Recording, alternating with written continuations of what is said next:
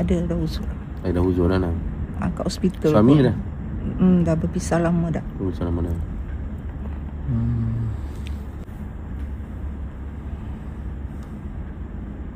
Dia pakai susuk belian je. Tapi dia pecah ni. Susuk dia pecah. Dia jadi sembuk. Tak bibir. Pecah kan? Tengok mata tak nampak. Dia kat bawah bibir. Kat bibir tu dia.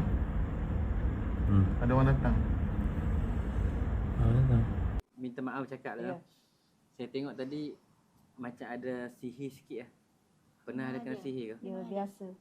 Memang kena Biasa kena sihir. Biasa kena sihir sebab saya tengok dia ada. Dah berpuluh tahun daripada anak dara saya. Oh dah lama dah. Daripada kecil. Sebab dia makan dalam sikit lah. Makan Betul. dalam ni maksudnya dia dah bagi kesan efek dekat dia. Ya. kita punya Bila susuk dia keluar, dia mudah sikit kita nak rawat. Kalau susuk tak terkeluar lagi, memang kita susah nak rawat. Ya, betul. kita pergi berkali-kali pun Sama, sakit juga. Dia macam tu. Sebab dia punya tonggak macam point dia tu kan, susuk tu, GPS. Jadi yang lain senang nak masuk, senang nak keluar, senang nak masuk. Bila susuk ni keluar, jadi kita akan pelan-pelan okey.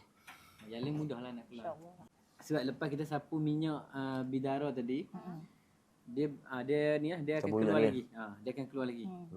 Kan. Sebab minyak bidara ni, yang bidara cenui ni memang kita buat khas untuk susuk.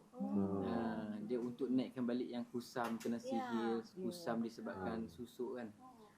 Jadi dia akan ni lah, dia akan repair. Dia mula-mula je dia akan, kalau kita ada gangguan, dia berbusuk sikit lah. Dia macam nak muntah cakap tadi kan. Kita tak ada sapu kat dia pun dia nak termuntah lah. Nak termuntah. Mula-mula je, lepas lama-lama dia akan okey. Pelan-pelan dia akan kurangkan. Dia akan hilangkan benda tu pelan-pelan. Sebab ni kita buat memang khas berkaitan dengan susuk lah. Bagi yang bidara cenui ni kan. Jadi kita dah ingat tadi, terus kita tengok dia akan timbul lagi kat hidung tu, dia keluar lagi.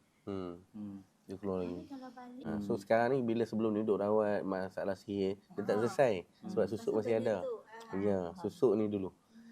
Tengok tu dekat hidung tu, dia keluar lagi. 1, 2, timbul lagi.